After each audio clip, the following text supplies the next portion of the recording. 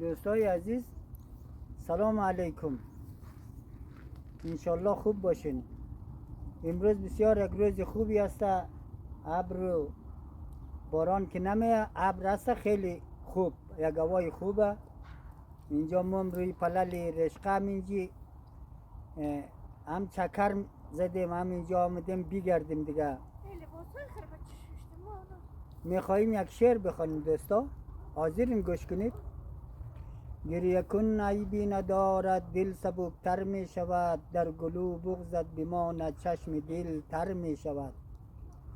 زندگی بالا و پایین دارد اما چاره چیست، گر بخواهی یا نخواهی زندگی سر می شود. حسرتی تلخ و شیرینی زندگانی را نخور، اونچه در پیشانیت باشد مقدر می شود. مثل دریا پر تلاطم زندگی یعنی خطر، گهی آرام و گهی موج ستمگر می شود. سطح دریا را رها کن، سطح دریا را رها کن، قهر دریا دیده نیست، سنگ هم در قهر دریا مثل گوهر می شود.